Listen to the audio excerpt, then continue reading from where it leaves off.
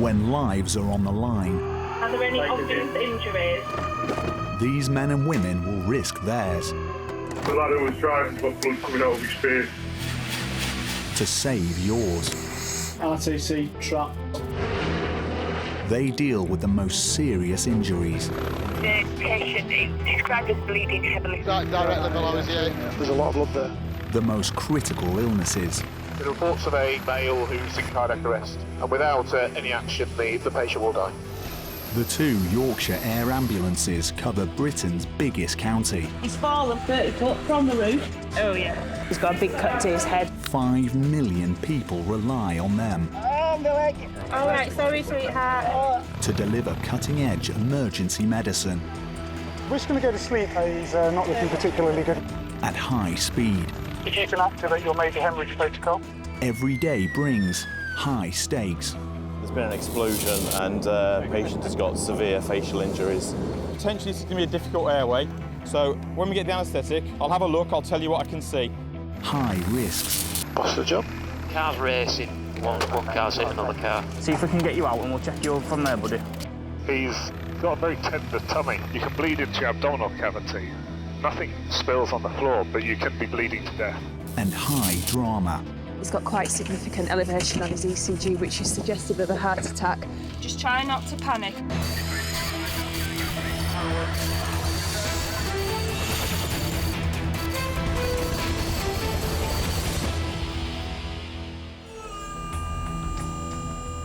It's a wintry morning at Air Ambulance HQ, and the team aren't going anywhere by air.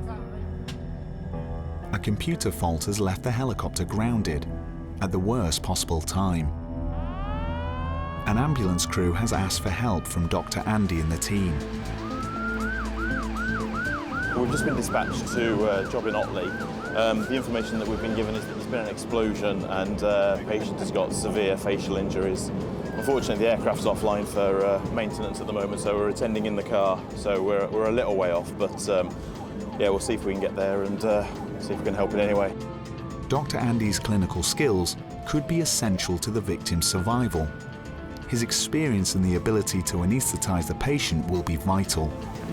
Yeah, there's not a lot of information coming from scene at the moment, other than male in his 40s, combative. So if he's very combative, they might struggle, mightn't they? 1818, we've got resources talking about leaving scene and they're wanting you to meet them en route. The crew are struggling to manage. They think that he does need an emergency anaesthetic to help manage him. They're probably in a position to leave scene in a few minutes, and obviously we don't want somebody just sitting around waiting for us to get there. So we're potentially just going to arrange to rendezvous with the crew on the way to hospital, just to get him to hospital as quickly as he can. Paramedic Andy is talking to the local ambulance crew carrying the patient. If you guys can pull up at Golden Acre Park, that's probably a good place for us to meet if your driver knows how to get there over. The team are going to turn a picnic area into a makeshift operating theatre.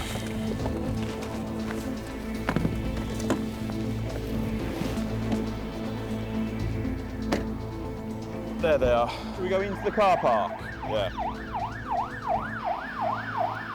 The plan is to anaesthetise the man, who has very serious facial injuries. If you can just pull up just here and we'll pop him to sleep at the back if we need to. The devastating effects of the explosion have left their patient with difficulty breathing. Hey, hope you're all right. So, do you want to get him off and set up? We'll do the kit dump and the drugs. Yeah.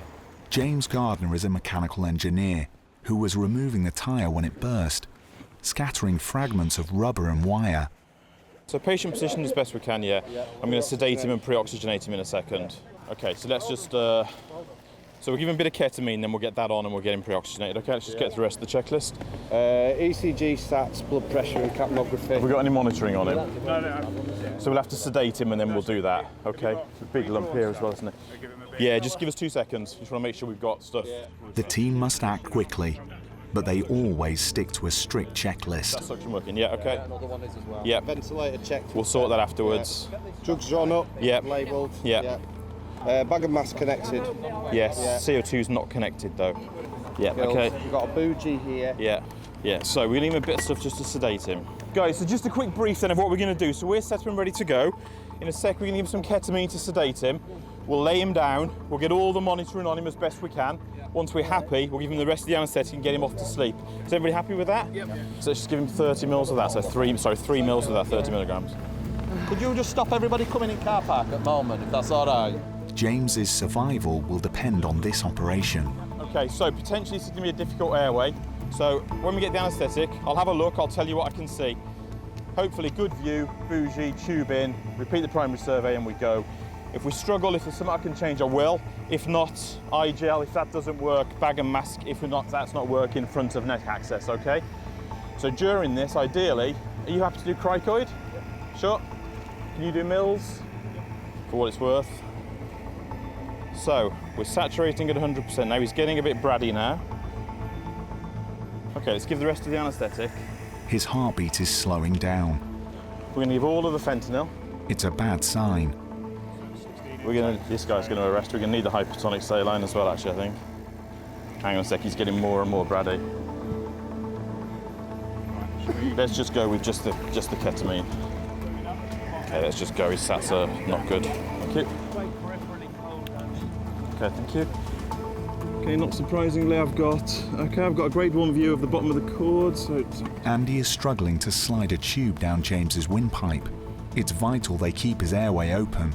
Bougies through the cord, tube please. Tube's on. Tube's to you. Just hang on a second, please. I've got the tube. Tube through the cord. Bougie out, please. Thank you. James is now unconscious and more stable. The team are controlling his breathing. Okay, Chris, your BP, please. Thank you. Cheers, thank you. If you take the tube, I'll take the... So we can get some head blocks on this guy now. We've got him paralysed, please. Yes, that's a good now. Okay, let's get him onto the vent and then we'll load him on and we'll go, okay? They're going to make a dash for the major trauma centre at Leeds General Infirmary. Yeah, let's go.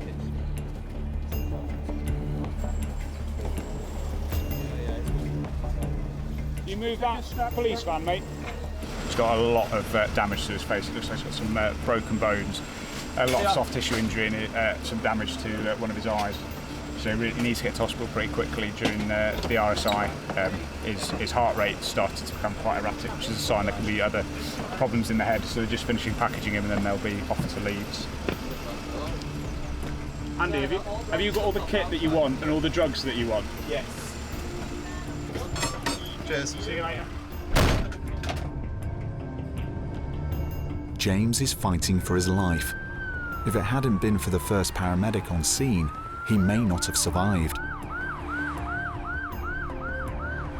Do you think he aspirated quite a lot before you guys got there? Well, fire brigade had him on his back. That's why we made choice to put him on here, because you were bringing that much up, it was more settled. Yeah. I think a lot of agitation when he was bleeding into his mouth. Yeah, he wasn't liking it. So that's why we sat him up and he was a lot better with that. Yeah. When we first got there, he was semi-conscious with significant facial injuries. This chap was working on some form of tractor and we've had a tyre explosion. And the tyres exploded in his face. That's the initial reports. We'll obviously get that confirmed later on. So it's quite big as well now, that's not good. I'm very concerned at the moment. So he's had a big force to his head and face. Obviously it's caused some severe facial trauma. That's obviously serious enough in its own right, but we're concerned with what's going on inside his head as well with that degree of force. Also, there was a lot of blood going into his airway and he was quite combative, so we've anaesthetised him, which has allowed us to protect his airway from any further blood going down into his lungs. It's allowed us to try to optimise his oxygenation and ventilation, which is good for the brain. And then, we'll continue the journey on to hospital where we'll have some scans and we can see exactly what is going on with him. But we're very concerned at the moment. Thank you. At last, James is about to receive the critical care he desperately needs. I've got it. A full trauma team has been called to resus. I'm going to take Ready, the tube as we go. Steady and roll. Fine, everybody listen up for the handover, please. 36-year-old James Gardner, who's normally quite fit and well, and we believe the tyres exploded in his face. So we rendezvoused at Golden Acre Park. At that point he was GCS, eyes 4 but not really meaningful. Voice was just very confused speech, rolling and thrashing around really. Sats weren't picking up particularly well. As Chris said, there's huge facial trauma. You can't really see the extent of it with that Thomas tube holder on. He was initially sedated, pre-oxygenated, RSI at 11:30.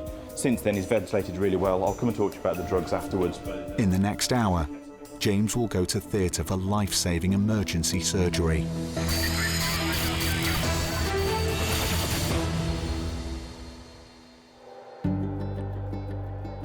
12 hours a day, 365 days a year, RAF Topcliffe is at action stations. There are no exceptions, even for the festive season. I've worked several Christmases, both out on the road. In fact, I've worked a lot of Christmases out on the road, and I've worked on the helicopter as well. Christmas Day, usually quite quiet. Boxing Day, New Year's Day, really busy. People like to get out and about as families. Another place where it's business as usual is the racing town of Middleham, where trainee jockeys have to exercise their horses every day of the year. 99 from Air Desk.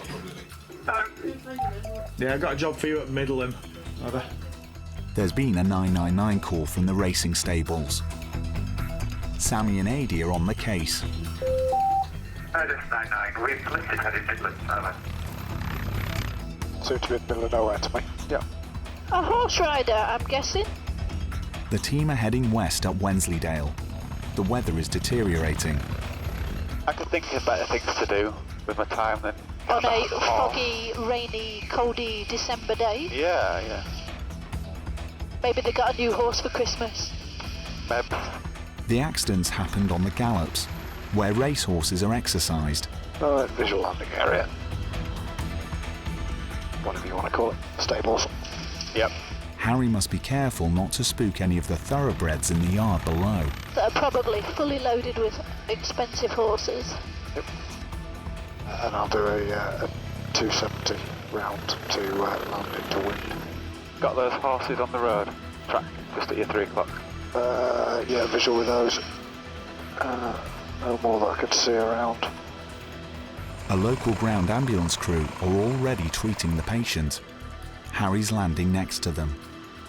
Little bit slopey nose up. There's a mince pie in the back for you, Captain, whilst you're waiting. Roger. Dale's paramedic Pete Shaw is bringing the team up to speed.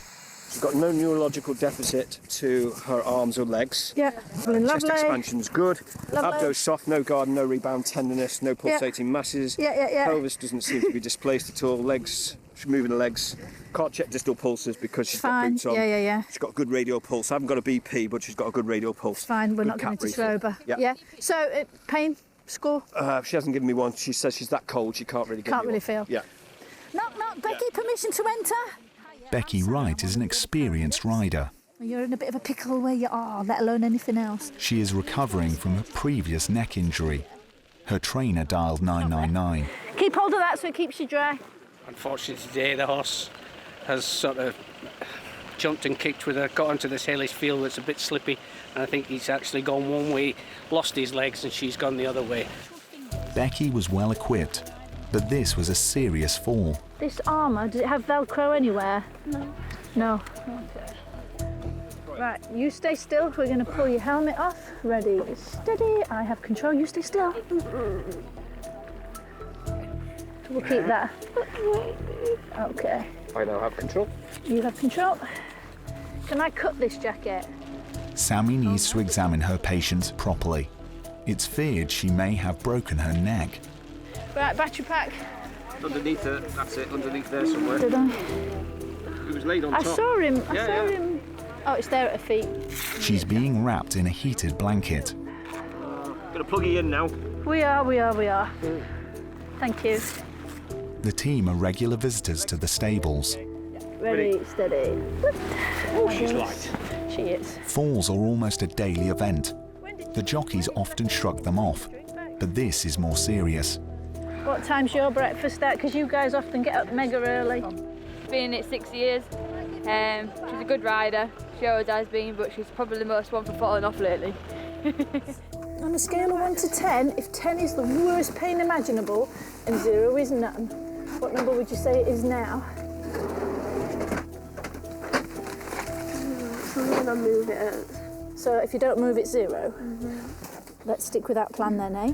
Let's not move. Patient. We won a prize at Goodwood, which was a cash prize, but we gave it to the Air Ambulance. Such a great service, as you could see today. Within 10 minutes virtually, we had response to a girl who we don't know how badly injured she is.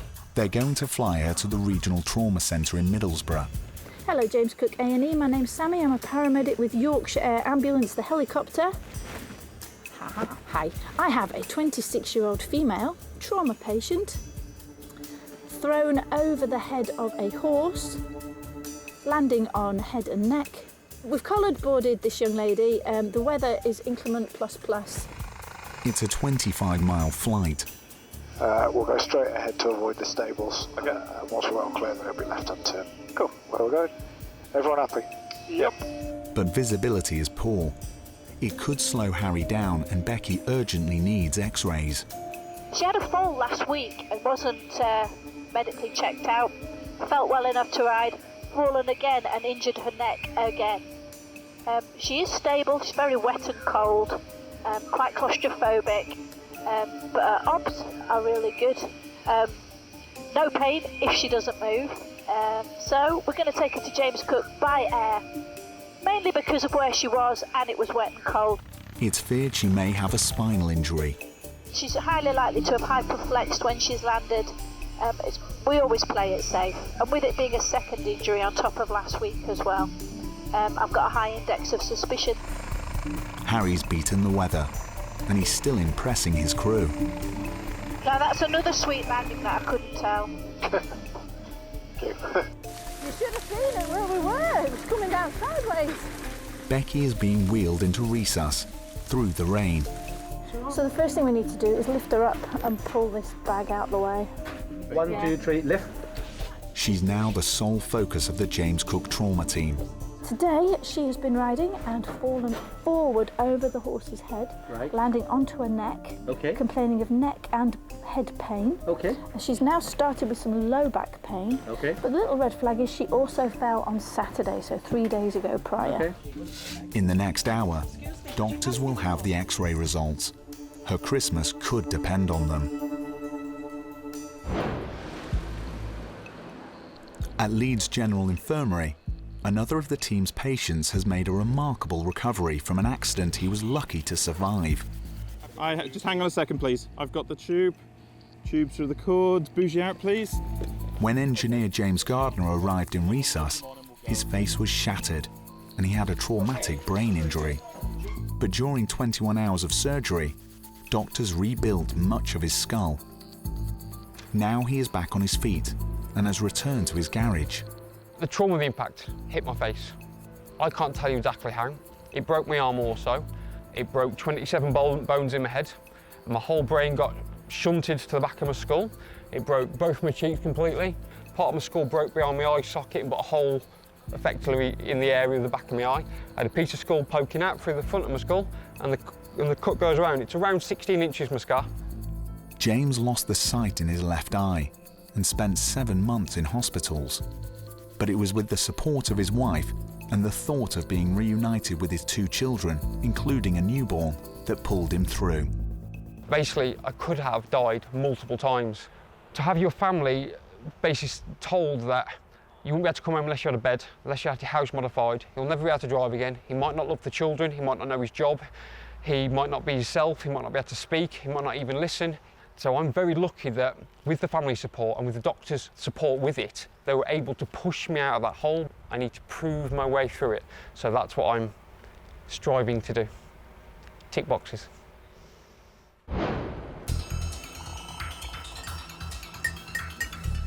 Strong coffee? It's coffee time in the crew room, but paramedic Ant is going to miss out on his white with 1. Right, okay, so that help has been arranged for him, okay? Please do not move him unless he's in danger. Right, we'll go on this. Doncaster, Don Valley, Right, okay, police are with you. Okay. Helimed 98 is being scrambled to a major crash in South Yorkshire, involving 3 cars. Victor 1 departure out of here. It's a VFR outbound to the south and east. Power's coming in. Pilot Lee is flying Dr. Steve and his paramedics to the scene. Boss of the job. car's racing, one car's hit another car. 2 cars racing? Yeah. Yeah, it looks like it's just off of York Road in Scawthorpe. It's a 12-mile flight, 5 minutes. We've got reports that there's been a road traffic collision. The initial call suggested one of the patients may be unconscious. So in a high mechanism injury and someone that's unconscious, this could be signs of serious head injury. When we go on scene, we'll assess that. We're not entirely sure how many patients there are yet, so we may well have to divide the team to assess all of the patients that are there. Okay, so there's a 638 there, isn't it? That dual carriage where you can just see braking out in about the middle distance. Yes. No, this is A1, about near 12 o'clock. You've got the high rises, just short of the high rises come down. Oh, yeah. Lee's homing in on a grid reference given by 999 call taker. Yeah, visual underneath now. Underneath now? Underneath now, yeah, affirm. But it's incorrect. In the middle of a residential area, there's a scene of carnage. You visual in your 3? Yeah. Yeah, roger. Okay, it's going to have to be the corner of the field in the right 1 o'clock. Yep. I can't get you any closer than that realistically. Yeah, that's fine. Happy? Yep. Just give us 2 secs to get a grip on what we've got below us. Yep. Yeah, that's fine. Yeah, a little bit of slope this up there, isn't it? Sail's all good. Okay, you clear out. Thank you. Thank you. To be high-powered vehicles, don't they? If needs be, could relocate onto this carriageway now, couldn't it? Yes, yeah, in that central area, it's doable. Paramedic Matty and Dr. Steve are joining a major rescue operation. If you have a look at the one here, I'll check the rest of the scene. 3 cars have crashed. 1 hit a garden wall. Hey Jock, how you doing, bud? What we got, fella? The white BMW was wrecked after demolishing a gate post. But the worst casualty is the driver of the black Saab. Not sure if this gentleman's actually been involved in the original altercation or not. But he's only injured at the moment. Both other drivers are out walking around. You alright, buddy? My name's Matt, I'm one of the paramedics. Try and keep nice and still for me, mate, alright? Just going to take your wrist a second, mate.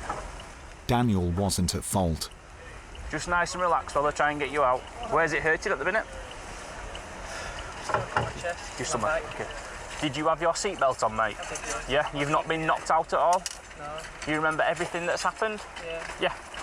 Okay, we're going to get this stretcher to the side, see if we can get you out, and we'll check you over from there, buddy. All right. Well, this gentleman's been driving the vehicle. He's been involved in a collision. I think he's had a rear-end impact and also gone into this wall by the looks of it. He's complaining of some generalised abdominal pain and some pain going into his back, so he could have some internal hemorrhage.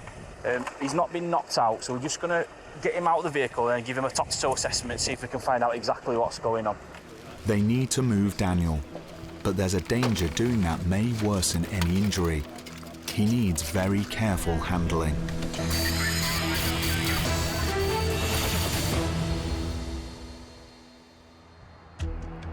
On a fast dual carriageway near Doncaster, the team are about to move injured driver Daniel.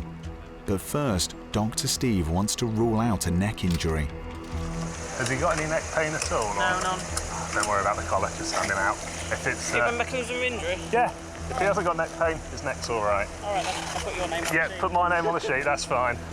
Although his neck is okay, Steve wants to examine Daniel's abdomen properly.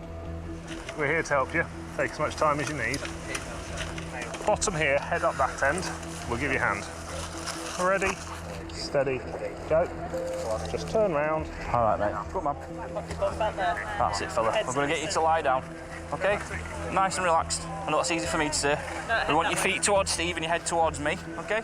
Ant's been looking at the damage, and he fears Daniel could be hurt despite wearing his seatbelt.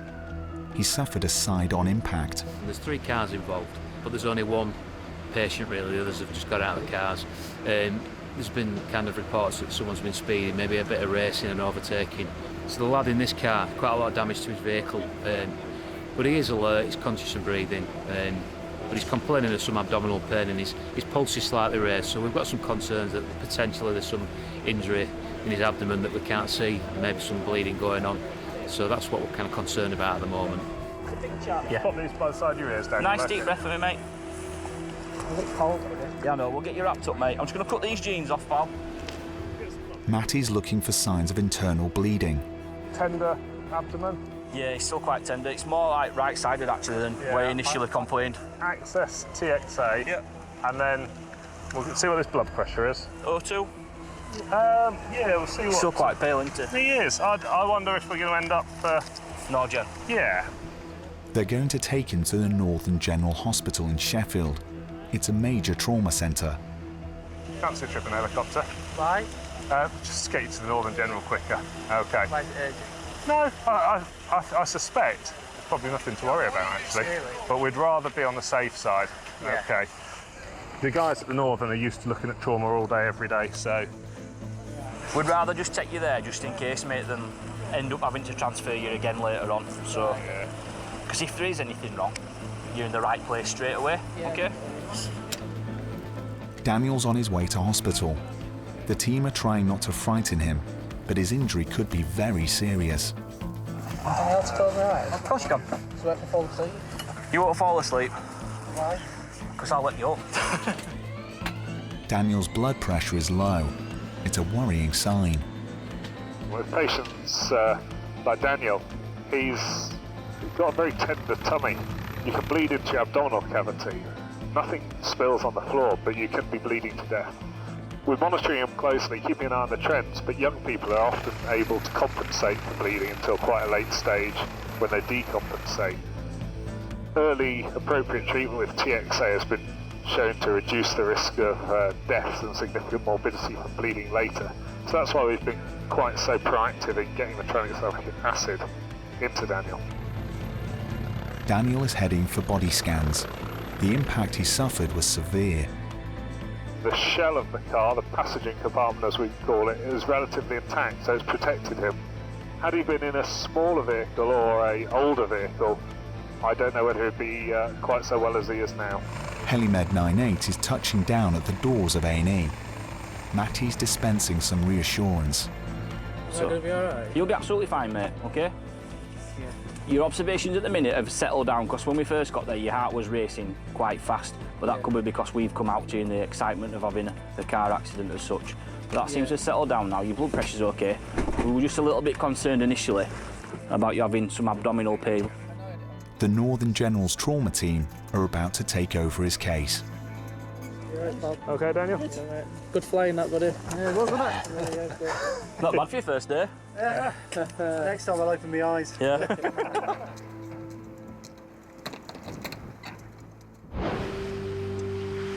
Freezing rain and high winds are lashing Yorkshire, and on the hills snow is falling. But high in the Pennines, there's an emergency. It's a walker who's fallen literally in the middle of Howden Moors, which is near Sheffield. With the weather and stuff like that, it's going to take about an hour for MRT to get to him. I'll set you off. Dispatcher Paul is scrambling Helimed 99 to a remote patch of moorland. So I think just at the top of that cliff edge. Of a taxi. Where is that cliff edge? So Stocksbridge is Sheffield. Okay. So if we get to Ladyborough, we've gone too far. The team are heading up above the snow line. It's below zero at the airbase. Ooh, it's cold. Right, out to the... Where's the wind coming from over the hangar? Out to the grass, and we'll just go vertical from there. Can we? Lefty. Paramedics Andy and Sammy with Dr. Sarah know that in these conditions, even a minor injury can quickly become life-threatening for the patient. Right, nose is coming left, tail's coming right. It's the world's worst weather today, and it's snow. Why would you go walking? Yeah, I think they've picked the most remote spot and the highest point that they possibly could have. Visibility is only just good enough for pilot Jeff to get the team to the patient.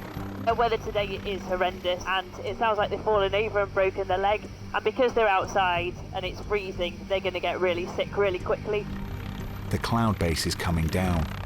If they can't get through, the walker's life is at risk. Cold has multiple effects on the body, and hypothermia is really quite dangerous. But with regards to trauma, people who get really cold have a problem with their blood clotting. They can lose a huge amount of blood when they wouldn't do otherwise if they were a bit warmer. So we do need to take control of that quite quickly. Jeff's heading up into the foothills of the Peak District. Thankfully, the walker has given them a very accurate map reference. In your 9 o'clock, mate, it looks like somebody's wearing a red top. See it? Oh yeah, I can see them. That's where grid is. That's 99, we've landed near the patient almost. It is blowing a hoolie. Isn't it? Yeah. Shut the door! Sammy is heading out into the gale to meet the patient's walking partner. The moor is treacherous underfoot.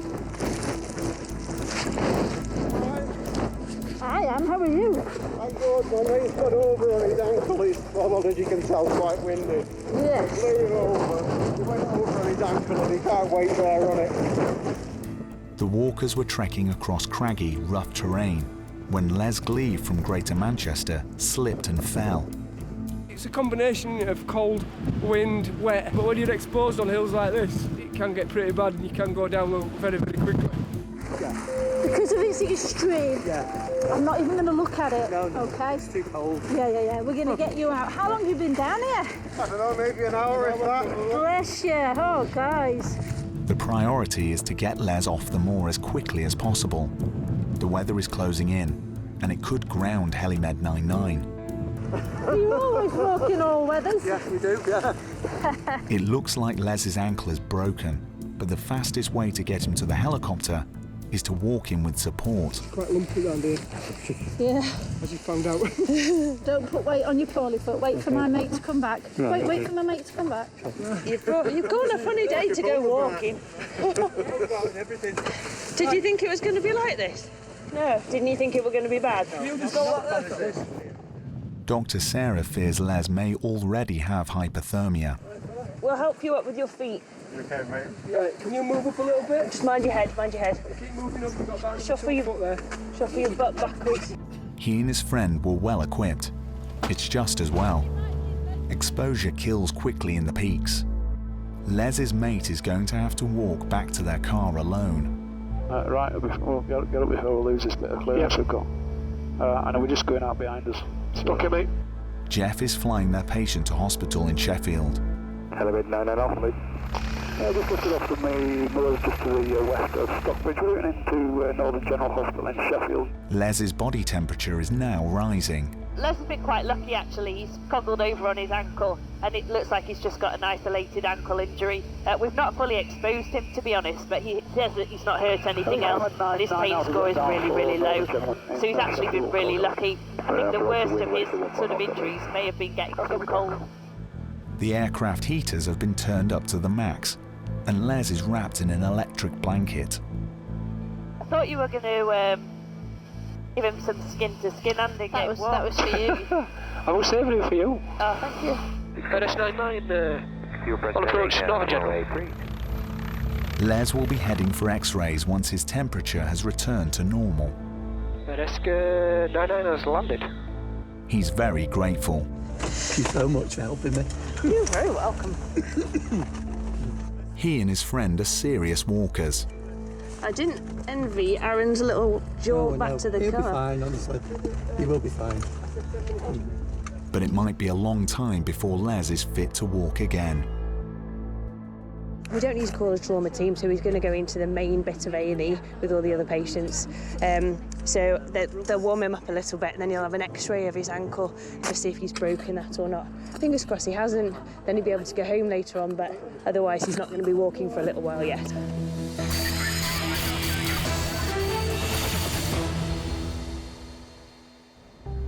The North York Moors is one of the UK's most unspoiled landscapes.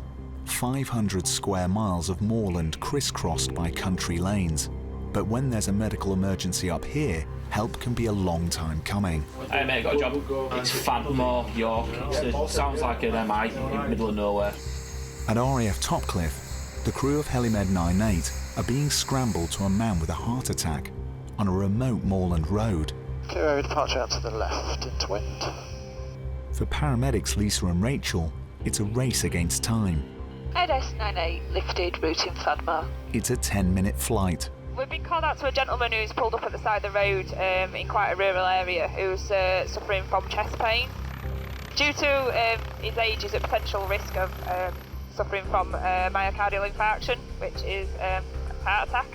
So we obviously need to get there quite quickly and treat and transfer to hospital as soon as possible if that is the case.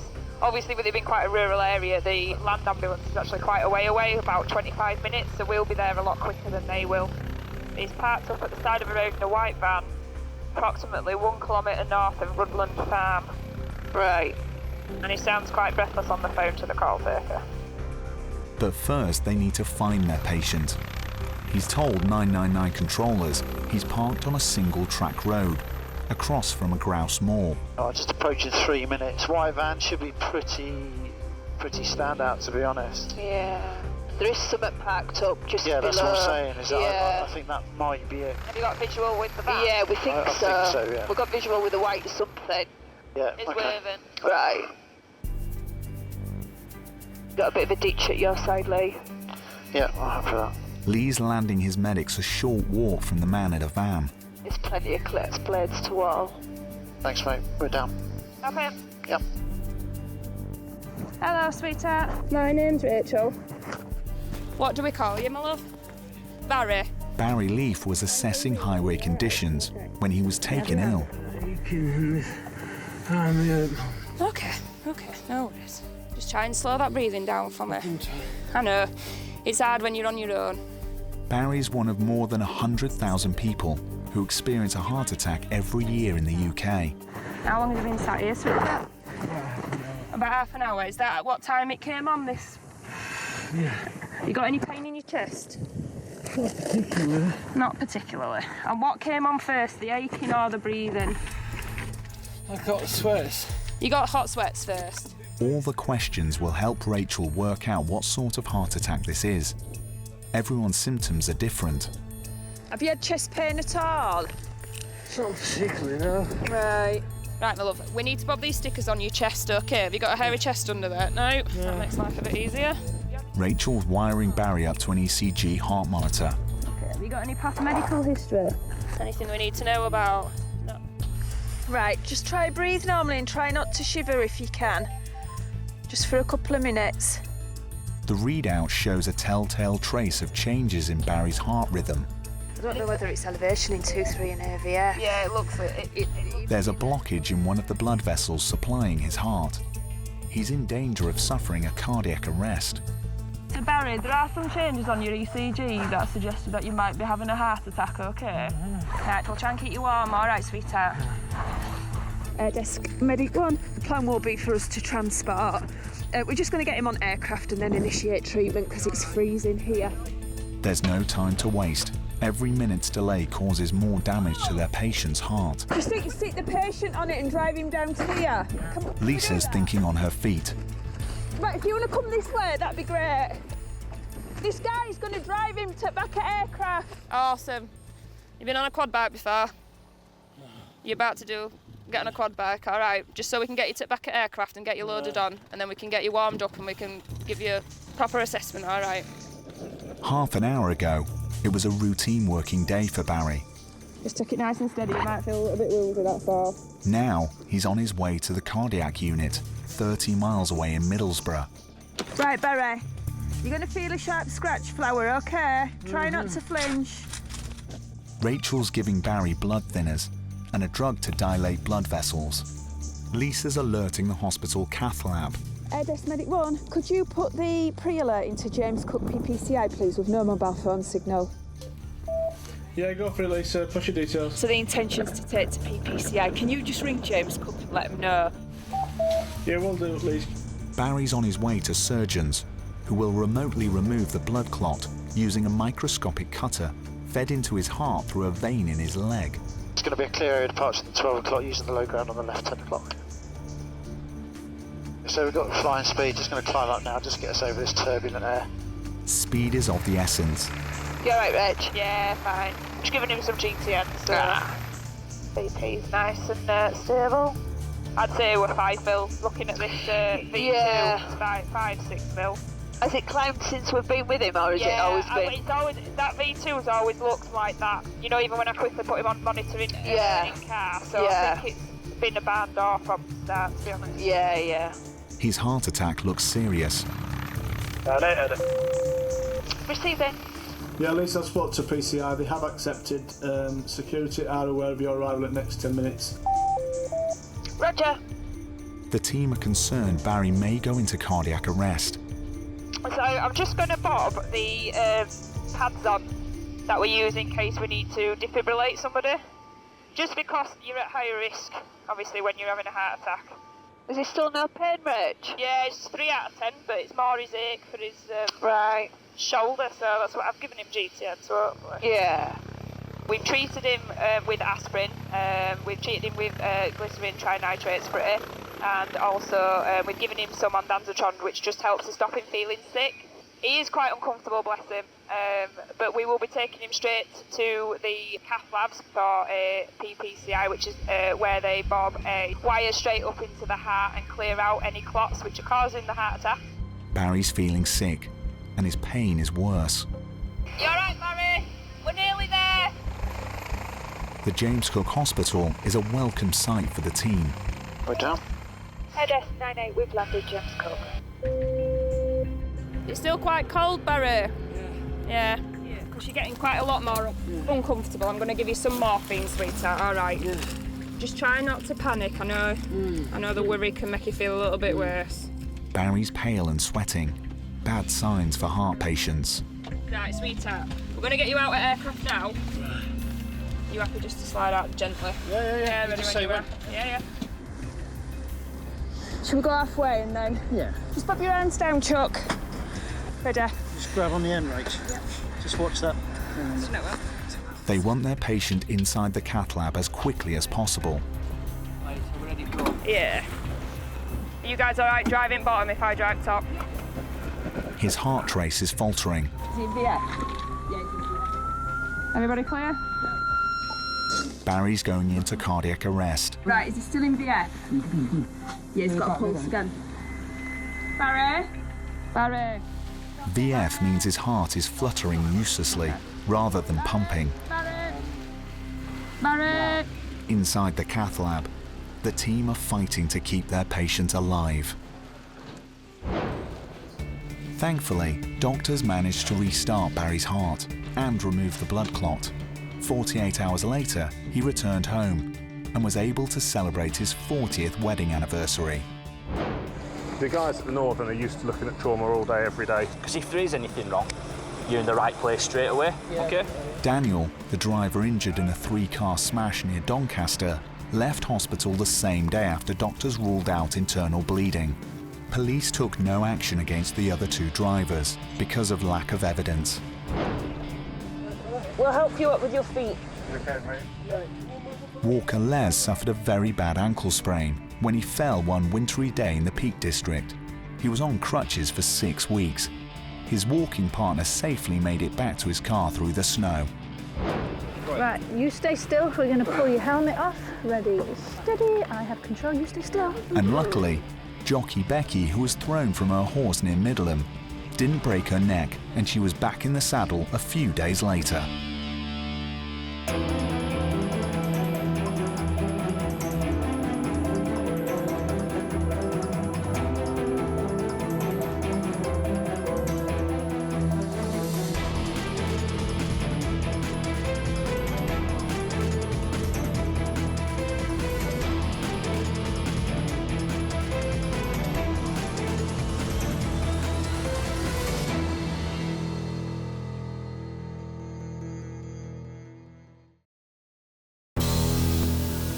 When lives are on the line, Are there any obvious injuries? these men and women will risk theirs The lad who was driving got blood coming out of his face. to save yours. RTC trap. They deal with the most serious injuries. The patient is described as bleeding heavily. Directly below his ear. There's a lot of blood there. The most critical illnesses. The reports of a male who's in cardiac arrest, and without any action, the patient will die. The 2 Yorkshire Air Ambulances cover Britain's biggest county. He's fallen 30 foot from the roof. Oh, yeah. He's got a big cut to his head. 5 million people rely on them All right, sorry, sweetheart. to deliver cutting-edge emergency medicine We're just going to go to sleep. He's not looking particularly good. at high speed. If you can activate your major hemorrhage protocol. Every day brings high stakes. If you get a big artery, you can bleed out within a very short space of time. Something's flown off and hit his arm. He's managed to get himself in the kitchen and then, well, pretty much passed out. High risks. Can you remember what's happened to you?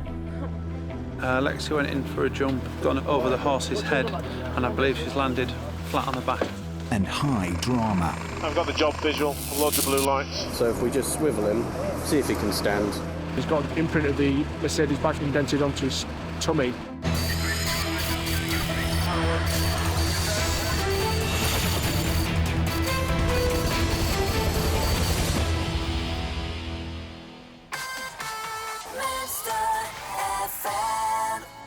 The news at 1. There are fears today for 100 properties in and around Snaith on the River Aire as floodwater continues to rise in the area. A large swathe of Yorkshire is underwater, and dozens of communities and hundreds of people are cut off by the worst floods in living memory. Well, we're going to be a normal takeoff, and then we're going to disappear off towards the east. 2-1 for start. It's at times like this the air ambulance is invaluable. And in one stranded village, a man has been seriously injured in an accident with an angle grinder. Okay, getting to 150. About 200 feet, I'll go for it. New Chief Pilot Owen is flying paramedics Rachel and Andy to the remote village of Hensel. Whereabouts are we going to? Out towards Goole. Goole. It's really flooded, sir. Okay, copy. Road ambulances face making a massive diversion to reach the patient. But the autopilot will take the team straight there. Right, that's in the box. Oh, look at you, take you out. Okay, quick. Now I can do my jazz hands. On board today is flying Dr. Dave. He knows all too well how serious these injuries can be. You can bleed out, if you get a big artery, you can bleed out within a very short space of time. So it's really important to apply pressure onto it. Sort of the big vessels higher up in the arm or in the legs, they're the ones who can easily bleed to death from within, it's a matter of seconds if you're very unlucky. The rivers Aire and Derwent have burst their banks, marooning thousands of families in the villages around Goole. Well, the Airway the patient is it's very low lying, so a lot of the roads are obviously flooded, so land crews may not be able to use a direct road route to it, so they often have to detour around and take a lot longer to get to scene. So we can obviously fly over, get there much quicker. The team are on final approach. All we were really looking for then, for you guys, is access or exit from our field. Yep. Got some kind of typhoon wires going to that building, but nothing in the field we're going to. It's massive. Alright, that's us committed now. 1 skid, 2 skids, minute 3, 1 for landing. Yep, happy. Come clip in. Happy, yeah. The team's being met by the patient's stepdaughter. What's his name? Stephen. Stephen, so he's gone through his arm with an angle grinder. Something he said, something shattered on the angle grinder. Right. And it broke off and it's gone through. So the piece that kit broke off went through his arm? Yes. And it's actually from the angle grinder, so it sounds like the blade of it or something. The man was cutting some steel when it happened. Where did he do it then? Just on the drive. On drive, okay. 68-year-old Steve Firth is barely conscious. What's his name? Stephen. Stephen? How are we doing, fella? He's lost a lot of blood. There's no time to waste. So basically what's happened to Stephen is he's been using an angle grinder. Yeah. Someone snapped off the angle grinder and obviously gone into his arm. And they've got him in here. They've cleaned up most of the blood. Dr. Dave needs to know how much he's lost. Let's get a blast dressing out. Yeah. So. Alright, fella. Don't worry. Alright, Stephen. It looks like the wheel of the grinder broke, scattering jagged fragments. Something's flown off it and hit his arm. He's managed to get himself in the kitchen and then, well, pretty much passed out. Drip white. Can't really move his arm much. It caused a big wound in his forearm. Alright, Stephen, you alright? You okay, mate? So that looks like gone through soft tissue. Yeah. No, I think that's... No. Just move your fingers. Open, close. Move your wrist from side to side. That's it. Okay, it's going to sting a little bit, it'll bleed a bit. Yeah, we'll just put this on. The team are relieved. The cut is deep, but it hasn't pierced an artery as they feared. Stephen, can you just hold your arm up there for us? That's it. How are you feeling? Rough, I am not surprised, mate. His blood pressure reading is critical. Yeah, I'm just going to do your blood pressure, all right? But his readings are reassuringly normal. Bit of pain relief going in, okay? With the village cut off, it's been a traumatic experience for Steve's family. Just trying to get somebody here as quick as possible. With everything going on in Snaith with the floods and everything, it was trying to, where's an ambulance going to come from, how quick is it going to get here?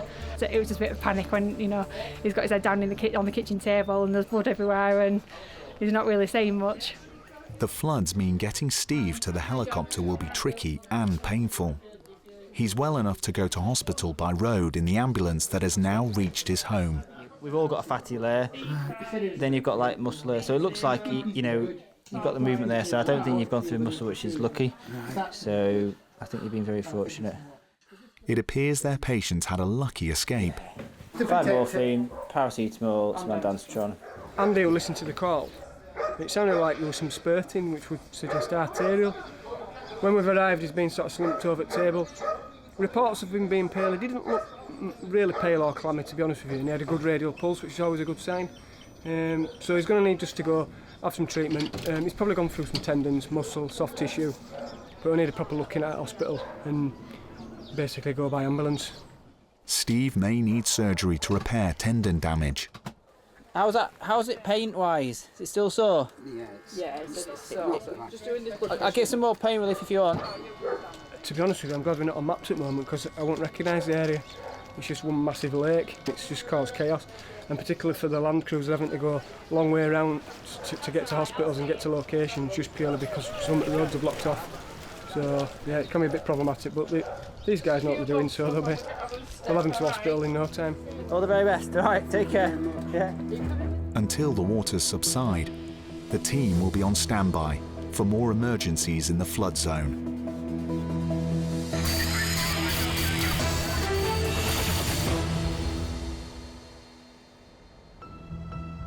It's a new day, and another type of severe weather is affecting Yorkshire.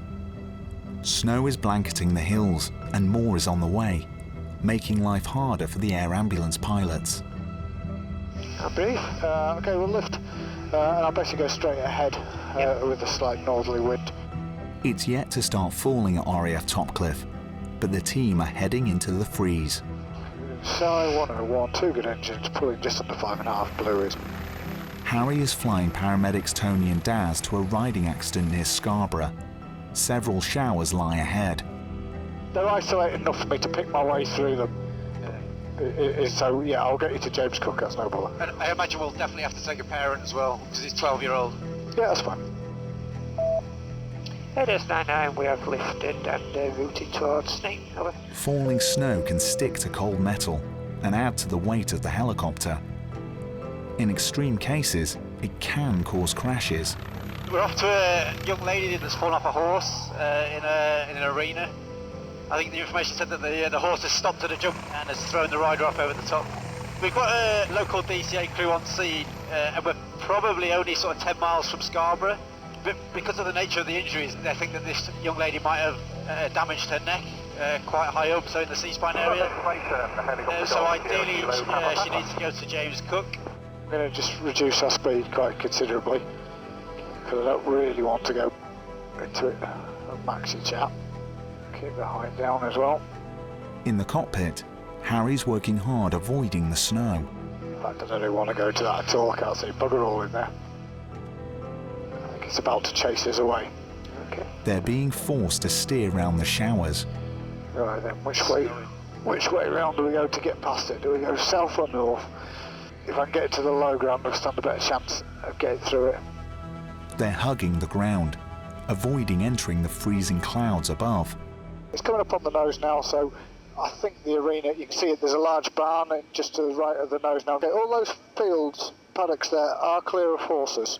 As you look at, there's 3 fields the same size. Yeah. The middle one of those is the gate in the right corner of it. Yeah, if you're happy with that, mate, that'll work for me. That's sensible, probably. Yep, cool. Harry needs to make sure he avoids the skids freezing to the ground. So I'm just going to come back a little bit, Tony, just for the sake of not bugging the aircraft down, because there's a couple of bits there that look quite wet. Looks quite wet, doesn't it? Yeah, I've got a patch here that looks a bit drier. We're in lever gently. AS99, landed 6. Okay, lever's fully down, you're clear to unstrap. The patients on board the ambulance inside the riding arena.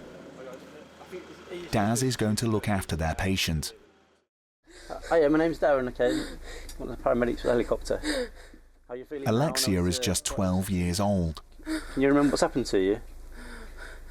Not really. Just trying to concentrate on your breathing. She was training in the arena when she took a very heavy tumble. Her dad saw it happen. Alexia went in for a jump. The horse anchored to some extent, and Alexia's gone over the horse's head, and I believe she's landed flat on the back. James Cook, are you happy if I contact them and see if we can make our way up there? Over. Yeah, we're still good for James Cook, haven't we? She needs a specialist hospital that can handle spinal injuries. Middlesbrough is the only one that is reachable. Hello, it's Darren, one of the paramedics with Helimen 99. It's going to be about 30 minutes, just depending on weather. It's a flight that should take 20 minutes on a good day. Alexia, okay, just pop me into a bag now, okay? We'll put a little blanket on your tummy that should hopefully warm you up a little bit. Any problems, you just let me know, Alexia, okay? In flight. You feeling okay at the minute? Alexia has been strapped to a spinal stretcher. All right, Lou. It's feared she may have broken her back. Okay, so right round the back. Just when we get round the back, if you're a little bit taller, just watch your heads on that tail wing. Okay, guys, if you all turn yourselves around, grab the strap with your other hand, and she goes on head first. It's -3, and she's been strapped inside a thermal bag with a heated blanket. Again, just watch your heads on the tail wing there, and just raise her up a little bit higher. It's just a case of sliding forward. Alexia is complaining of numbness and tingling. She's got some oxygen neurology, i.e. pins and needles down sort of one side, which can be suggestive that she's sort of got a spinal cord injury or some pressure that's been applied to it due to swelling. So in lieu of that, she does need to go to a major trauma centre. So at the minute, the main thing is just to give her a nice smooth flight, get to the trauma centre as soon as we can, then she can have the relevant sort of x-rays or scans just to see if she's done any damage. Her family is concerned. Her granddad will be able to accompany her on her flight. Alexia, your granddad's going to sit here next to you. Okay. What's that? I'm so scared. No, don't be scared, Alexia, that's fine. Your granddad's here with you and I'm here with you all the way. I'll lift to the hover. We're pretty much into wind now, so it'll just be a heavy departure from here. We've got clear skies above us at the moment, so no immediate danger of flying straight to weather. Okay, everyone happy? Yep. Okay, clear left. Sure. This is not going to be a straightforward flight. Harry is heading east to follow the coast up to Teesside. Mike, play it safe and go straight to the sea cut, actually, Tony, looking at it. Okay, mate. We will squeeze through this gap. You can see the high ground over Ravenscale way there already, but there's no point in getting squeezed into a little tiny letterbox gap. You happy with temperature, Daz?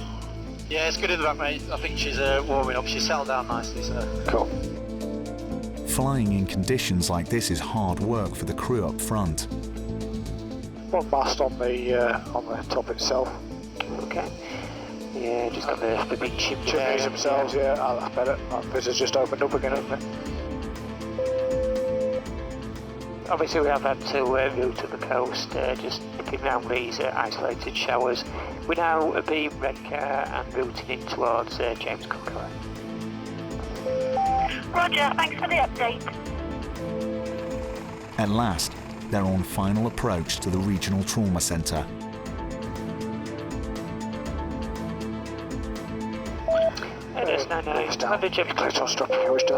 Cheers, mate. Just open your eyes, you can wake up a bit. Hello. Alexia is much more comfortable. How's that pain now? I think you've had a little sleep on the way up here, haven't you? Yeah. Has that pain eased off a bit now? Are you warmed up? Yeah. Okay. So we've sorted one thing out. You're nice and warm. See if we can get your pain sorted out in hospital. She's heading straight into resus. Okay, guys, on move. Ready, set, move. Then scans and x-rays. Here we go. No bother. Her symptoms could be the sign of a life-changing injury. Alexia's granddad is worried. So, Alexia is essentially she's a novice horse rider. She's 12 years old. The hospital trauma team are taking over her care. At about 12:01 today, she's fallen off a horse whilst trying to jump a fence. So the horse refused to jump, she's gone over the top. Landed query on her sort of left side and head. The helicopter must return to base before the weather gets worse. This will be a long night for Alexia and her family. Back in East Yorkshire, another of the team's patients is recovering from an accident that could have killed him. Doctors discovered Steve came within millimetres of severing a major blood vessel when the blade of his angle grinder shattered. When the disc hit my bone, it was just a thud, and then I just took one look at it and thought, I'm in serious trouble here. If it had hit me other side of my arm, you know, I'd have probably bled to death. If it hadn't have hit my arm, it could have run straight up my face, and that could be a different scenario again. At the end of the day, I could have had an horrific injury. This was bad enough. It was a very lucky escape. Floodwaters blocking local roads meant that only the helicopter could have reached him in time had he suffered major blood loss.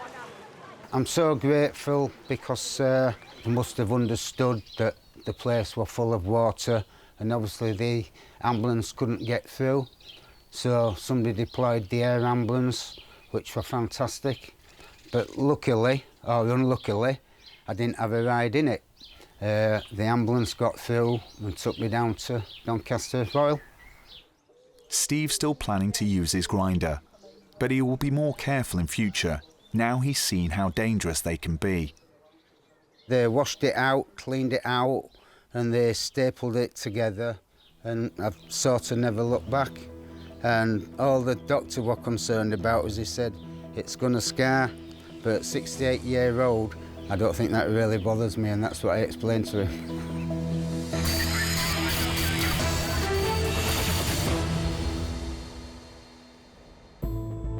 In the hills, snow is bringing travel chaos to Yorkshire's roads.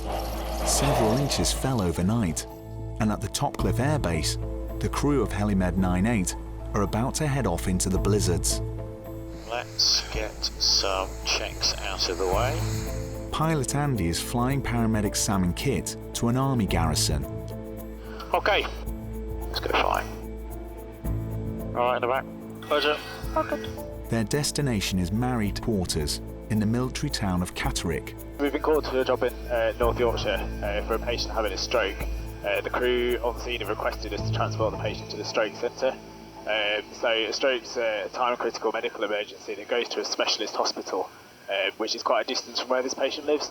There's been a lot of snow overnight and there's quite slippery road conditions as well, which is obviously affecting road transport times. It's an especially urgent case. It's really important if a patient gets these symptoms that they call an ambulance straight away. The sooner that we can take the patient to the specialist centre and get that blood supply restored, the sooner the symptoms hopefully resolve and the patient will obviously feel better afterwards. More wintry weather is on the way. The weather's been really bad. We've had a lot of snow coming in from the east, which has given us sort of powder type snow, but it's been particularly heavy over the last sort of 24 hours, and it's brought a lot of parts of the region to a standstill. It's slightly clearing this afternoon, but the road conditions are still very hazardous for people, which is causing a lot of problems moving around the region. It's showing like it's up there on the right. Yeah, that fits with the plot on the C3 on the map. Okay. So out here on the right somewhere. Ambulance visual below. Oh, there you go. Got some marshalling by the looks of things as well. This landing will challenge Andy. There it is. Oh no, overhead seat, very flat. As soon as the downwash hits the ground, snow will be blown into the air. There's small wire stanchions. It looks like that area is clear. Yeah. And everything else is good. Any questions? It will temporarily blind the crew. Obviously, with a blanket of snow, you can't always see every hazard, so just keep your eyes skinned. Okay. I'm presuming this was an ordinary grass pit patch. It looks it, doesn't it? People have walked over it, so it looks stable. Agreed. Because that would be awful if it was a big pond. Embarrassing. Andy will try to keep his speed up, in the hope he can leave his own blizzard behind. Over the houses, clear left. Okay, clear ahead. But in the end, he must use his skill to feel for the ground. Okay, just going to hold it there. Okay, left. Yep, I hope you're so, okay because left. I think we're pretty much down There you go. That is white out for you. Not nice, is it? The team are heading out to join a ground crew who've called for help. Hey, all right.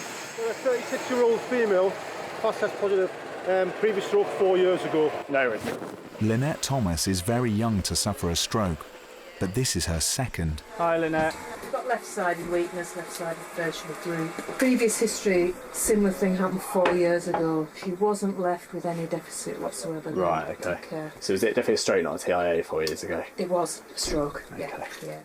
Hi, Lynette. My name's Sam. I'm one of the paramedics at the aircraft. How are you feeling at the moment? Not great. Not great. Feeling great. Lynette has two of the classic symptoms of a stroke: facial droop and difficulty speaking. Have you had any headaches or anything like that, Lynette? She's had nothing before the event, but she's now complaining of a little bit of temple pain. At 36, Lynette's age makes this a very unusual case, but strokes can cause devastating damage to the brain. Sure, these guys have done a stroke test, but I just want to do it again, just to see if anything's changing. Is that all right? Can you give me a big smile, Lynette? Just show us your teeth, give us a cheesy grin. Okay, that's fine. There's little doubt this is another stroke. A clot is blocking blood flow to part of Lynette's brain. Have you got any pain apart from your head? No. I'm just going to pick this arm up if that's all right. Can you squeeze my fingers as hard as you can? So what we're going to do is we're going to lie you down. I'm going to put you on a plastic board, okay, just while we get you on the aircraft. Are you happy for us to fly you up to James Cook? Yeah. Because I think the roads are a bit of a nightmare today, and it'll be the quickest way of getting you there, okay? Lynette's soldier husband, James, recognised the symptoms straight away. I just literally walked in for the door of coming home from work. I got the afternoon off, went to pass her a bottle of Pepsi, because I just come from the shop, and she'd missed her arm. As soon as I looked at her face, I noticed instantly the face had dropped. She was slurring her words to me, and it set off alarm bells because it's the second one she's had. So she managed to recover quite well from it, but it's the fact that she's had another one that's more shocking and scary. If they're to limit the damage the stroke has caused to Lynette's brain, time is of the essence. How long ago did you speak to James Cook? It'd be about 20 minutes ago. Was it the ward you spoke to directly? Yeah. Yeah. It was the stroke ward, yeah. All right, Lynette, we'll wheel you outside and we'll get you on the aircraft, okay? Lynette's got complete paralysis to the left side, slurred speech, which are all stroke symptoms and quite significant. So we need to get her to the stroke unit so they can obviously treat her as soon as possible. She's also had a history of stroke in the last 4 years as well, which is quite unusual given that she's actually quite young for these symptoms, which is also obviously quite concerning to us. Lynette is being taken to the stroke unit in Middlesbrough. Keep your nice and steady. But takeoff will be just as difficult as landing for Andy. Snow landings are always a very challenging thing for a helicopter pilot to do, not least because you can't see the underlying surface. Everything looks flat and quite sensible to land on. As you're about to land, there's a huge amount of snow that's blown up by the blades and essentially causes whiteout conditions, and it's very difficult for you to actually see the surface you're landing on and to get any visual references and to know that you're not moving sideways in the hover. On this occasion, I came to sort of a high hover, blew some of the snow away, and then just gently lowered the lever, and sure enough, we found ourselves fairly safe on the ground, able to get the casualty on the aircraft. With their patient now carefully loaded, they are ready for takeoff. I think they'll come straight up from here. I reckon we'll get another lot of research when we get going. All good at the back? Yep.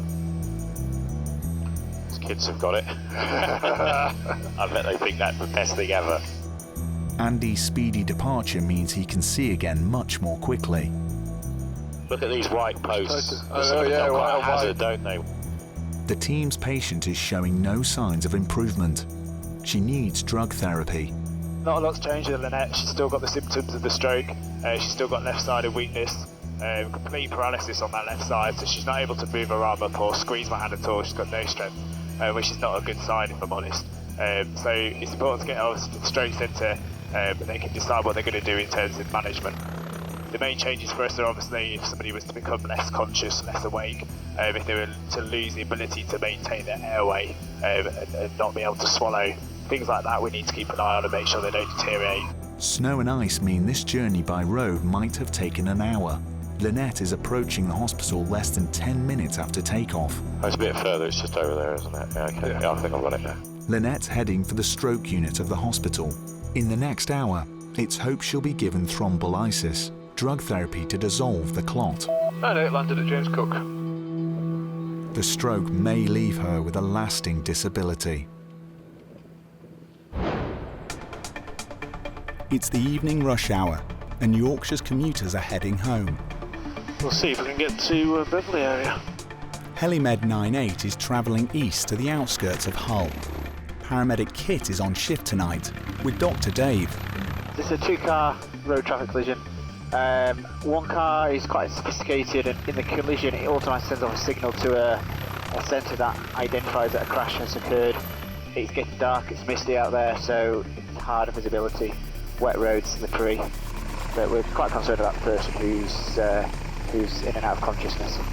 The cold weather could also spell trouble for the patient. If they've got major injuries, it exacerbates the bleeding effect of those injuries. So it's not great being in the elements. It's dark and dingy and quite scary if you're on your own as well. And it looks like the visibility is worsening.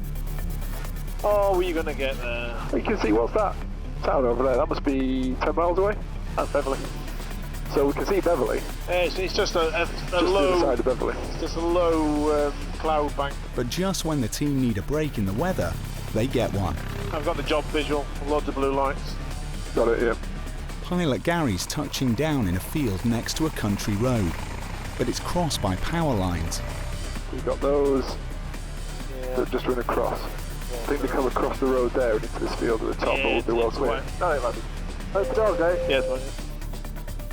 They'll have to walk from here. Sometimes the challenge is just find a landing spot that's accessible for us to get out of the field or whatever to get to the casualty. So we've had to go into the farm's field, we've had to see which hedgerow we can get through. We know there's lots of light here because there's lots of fire and rescue crews, so we don't need any bigger torches. Firefighters and local paramedics have been working to free the victims from two cars. So we've got the lady who's just been scooped onto that stretcher. She got out of the vehicle, walked around the back, but she's got a very small head injury. She's fine. The gentleman in the car, he appears to have suffered some sort of abdominal steering wheel. He's got Mercedes badge on his tummy. With some blood loss, I'm not quite sure where exactly. The two cars hit almost head-on. The team are going to examine retired engineer Pete Smith, the driver of the Merc. There's no neck or back pain. I think he's a fairly big fella, so if we just swivel him, see if he can stand, his numbers are all alright, we'll splint his leg and get him out that way. Their patient was protected by his car's sophisticated safety system, which even dialed 999 for him. But he was still left with a suspected broken leg. Just let go. Firefighters are helping Pete onto a stretcher. His wife Yvonne escaped with minor injuries, but fainted, and is now in the care of another ambulance crew. Have you got all your straps on your side? Has got what? Have you all your straps on? Yeah, they're on. It was. Okay. Let's just go to. Let's go back. Let's get to DCM and have a quick look at him. Cool. It's time to assess Pete's injuries in a warm ambulance. Okay, my name's Dr. Driver. Okay. Hiya. I'm one of the helicopter docs and A&E consultant. You called Pete? No. Any pain when I press on your chest? No. No. Any pain when I squeeze your chest? No. Are you sure? Take a deep breath in and out. So. That's good. We're going to pop some things on. That's a Mercedes. Ah, my goodness me. How do you get that? Pete's car has given him an unusual injury. That was off the steering wheel, I think. Right, that's probably. Was it airbag deployment? Yes. He's got abdo and leg injuries. What's more worrying at the moment is that although he's quite stable, he's got the imprint of the Mercedes badge from the steering wheel indented onto his tummy. So the crew just have a look at that in the back of the ambulance. Oh, just you've got a burn from here from the airbag, or if you've impacted into the steering wheel. So I think you'll need to go to nearest here is. Old Royal, yeah. We'll bob in there 15-20 minutes. It's clear Pete's injuries are not critical, and on a night like this, flying him 15 miles to hospital is an unnecessary risk. He's taken a big impact to his abdomen. He's quite sore in his tummy as well. So, and the worry is has he got some bleeding from there? Loads of people are on blood thinners, and he's on some blood thinning medication. They serve a good purpose for why patients take them, but equally when people have injuries, it's really hard to reverse them. Pete's abdomen may now bear a scar in the shape of the famous Mercedes three-pointed star for the rest of his life. For the team, it's time to return to base. Right, let's get out of it.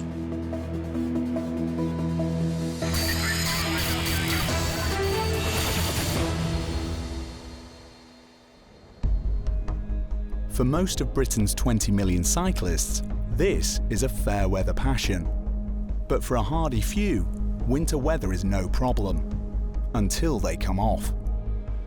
Lifting. 145, just listen north. We're outbound to a side just to the north of Harrogate. On today's crew are paramedics Sam and James, with Dr. Dave. We're going to a 65-year-old male who's come off a push bike and has a head injury. We've had an update to say he was unconscious for 3 to 4 minutes now. The fact the cyclist was knocked unconscious is a red flag for the team. 2 riders a week die on Britain's roads, and the majority are killed by head injuries. Just down here? Yeah. They've called police. You've got quite a few vehicles there, haven't you? Yeah, there's a group of people. Yeah, that's if you look at where the water is. That's it. Is it a motorbike or push bike? Push bike. The accident has happened on a remote country lane. LS99 landed. Happy to unplug, Jeff? Yep. The team want to start treating their patient urgently. Hi mate, you alright? How's it going? Good, good. But barbed wire demands caution. What's your crown jewels, sir? It's clear floodwater has been a factor in the accident. Slippy. Hi, what's your name? Justin. Justin, hi, pleased to meet you. How are you doing? I'm a bit better than I was a minute or two, yeah. Sure. Justin seems to be alert, but his response to Dave's second question rings alarm bells. How old are you? He has 2 deep lacerations to the back of his head. He was out with his brother and sister-in-law. We're heading towards Fountains Abbey. We came around the corner there. There's a water flowing across the road out of this pond on the side. And my wife was in the lead, there's 3 of us. She went through without any problem. Justin then came to the water and his bike started skidding quite violently, and then it went off to the left, he fell off to the right. He's hit the slippy stuff, fallen off, they think maybe 12 miles an hour, unconscious for about 5 minutes and snoring. Unconscious patients often snore. It's another worrying detail. His eyes were rolling, but no response to either speech or me holding his hand or anything. But after about, I'm guessing maybe 4 minutes or something, keeping talking to him, trying to rouse him, he started to respond. Any tingling or altered sensation or anything anywhere? You feel all... No. Sure? Yeah. Okay. His helmet bears the scars of a major impact with the tarmac.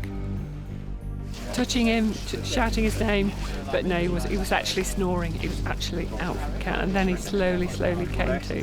Yes, and then he tried to sit up. We realised he had 2 bad gashes on the back of his head. Yes, if he hadn't had that on, it would have been a much different story, I think. Turn your head all the way. Any pains or restriction? No. Okay. Up to the sky. Is that painful? Is that causing you some discomfort when you're doing that? Just a tiny bit. And whereabouts is that discomfort? Just keep your head still if it's causing you pain. Is it in the middle of your neck, any of the pain when you do that? James wants to rule out a spinal injury. They're going to transfer him to a rigid stretcher as a precaution.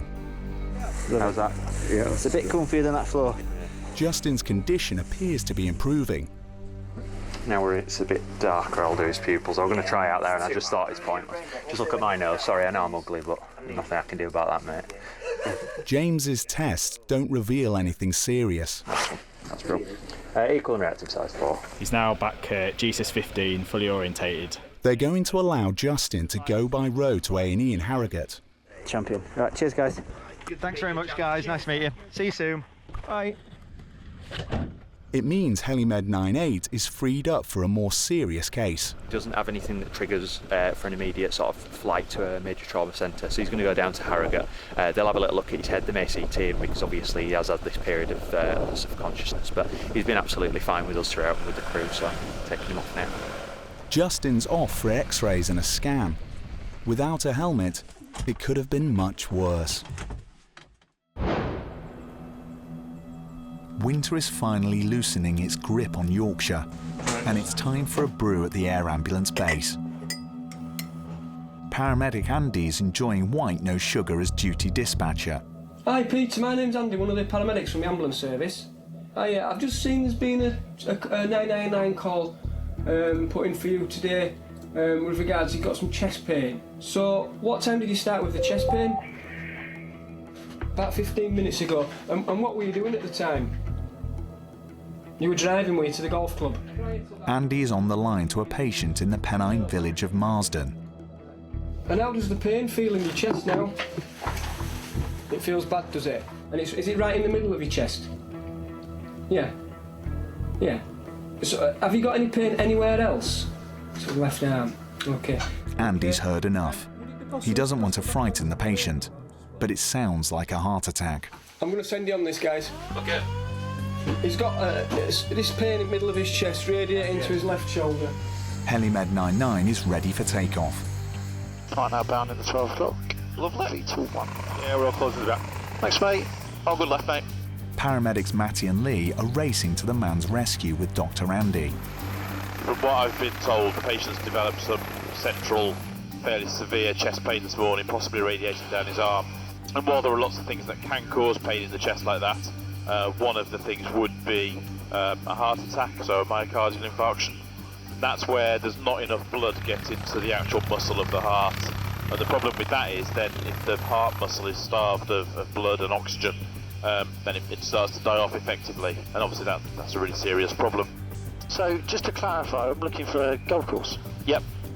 The course is high in the Pennines, close to the Lancashire border. Fitness fanatic Lee knows the area well. I was only out here the other day, cycling. Oh, were you? Yeah. It's a good story. That looks fairly golf course-ish, doesn't it? Yeah. Yeah, here's the one I thought it would be. Down here, Lee, yeah? Yeah. We could probably stick it on the cricket pitch. Yeah, cricket pitch. Yeah, okay, we'll go on the cricket pitch. Okay. Power's good. All good, Speed's good. We are committed to land. Okay, I'm just going to scooch over a little bit. Okay, guys, we're going to land on that. Yeah, tempting as it was to land on the 18th hole. 99, we've landed, seen over. Time is of the essence. Speed saves lives in cardiac cases. Thank you. Local paramedics have started treating their patients. Hey, hope you're all right. Everybody all right? It says the pain eases a bit. 69-year-old Peter Doolan plays golf 3 times a week. I struggle finding a pulse on him. Yeah. We're your ex-fireman, by the way. Brilliant. Peter put the pain down to indigestion, but his life's in real danger. Describe the pain again in your chest. I thought it were heartburn, but it's like here now. Right. Yeah, it's not leaking out, is it, on that? The team are analysing his ECG readout. It's inconclusive, but it's vital they thin his blood. Because we can't rule out that it's not your heart causing these pains. The best thing is to try and do is we'll probably give you an aspirin, and then we'll try and give you something for that pain and discomfort in your chest, okay? Yeah. All right. Dr. Andy reckons one of the arteries in Peter's heart is blocked. So there's an inferior non-STEMI. It's one of the hardest heart attacks to diagnose. Let's just put this around your arm 2 minutes just so we get a vein up. Whatever happens, it is definitely a trip to hospital this morning, okay? His golf mates are shocked. He just said, you know, do you mind if I have a drink of milk? Because I've got some sort of pain, and we just dismissed it as a heartburn, you know. But more or less, you know, straight away he's complaining, you know, it's really grieving me, this, you know. I mean, he won't complain for nothing, Peter. He's not one of those, you know. Dr. Andy's concerned. It looks like this pain probably is coming from your heart. You're not right at the end of a big heart attack kind of thing, which is obviously good news, but there are some changes on the ECG that show there probably is a problem going on with your heart. There's not quite enough blood getting through. We're just making some phone calls to see which hospital's going to be the best one to get you into. If anything changes, just let us know when stuff happens, okay? In this case, we haven't got those changes. If anything, the ST segment has dropped down a little bit, and what's called the T waves, which is another piece of the trace, they've flipped over. So that's an indicator of ischemia. So the vessels are probably narrowed, so there's not quite enough blood going through, but they're probably not completely occluded. Is your pain completely gone? That means when you got that means you still got a bit there. Yeah. I've got a bit there, but it's not. Well, we'll give you a little bit this morphine, and obviously, ideally, I want to try and make you pain-free. Peter needs hospital treatment. but he could do without the stress of a flight to hospital. We've done quite a few ECGs because we thought that just wasn't showing up enough for us to be able to take him to the LGI, which is our primary heart attack centre. He's still got some chest pain though, so Lee's just giving him a little bit more morphine. So they're going to take him to Calderdale Hospital at Halifax. We do think he's having a heart attack, it's just not showing up fully on our ECG, but once he's had blood tests, I think it'll confirm our suspicions. Peter left home looking forward to a round of golf. Now he's heading for a hospital bed. See you later, Di. Take care, Di. See you later, Colin. The results of the tests he's about to undergo could change his life. Doctors confirm that Peter has suffered a heart attack, and after being stabilised, he's sent home with new medication. I was in hospital for 3 days, and they didn't put stents in or any valves. I had a blocked artery, which they couldn't clear, so they've given me medication to thin my blood. Well, I'm on that much, I'm on 9 tablets a day. I'm looking forward to get back to golf, and hopefully I'll get my handicap back down to 6, as it were. I can't wait, I'm really looking forward to it. Can you remember what's happened to you? Just try and concentrate on your breathing. Alexia, who came off her horse in North Yorkshire, broke her wrist and suffered spinal concussion. The loss of sensation that worried the team quickly disappeared, but her mum won't let her back in the saddle. Hey, you're right. You're a 36-year-old female, fast test positive, previous stroke 4 years ago. Surgeons had to operate on stroke victim Lynette to remove part of her skull and a large blood clot due to the swelling in her brain. She still suffers from severe paralysis, but her speech is improving. So if we just swivel him, see if he can stand. Just let go. Mercedes driver Pete broke a rib and still has an unwanted souvenir from his crash, and his leg injuries took more than a year to heal. Right, what's your name? Justin, hi, pleased to meet you. And cyclist Justin was kept in hospital overnight under observation for concussion, but he is now recovered and is back on his bike.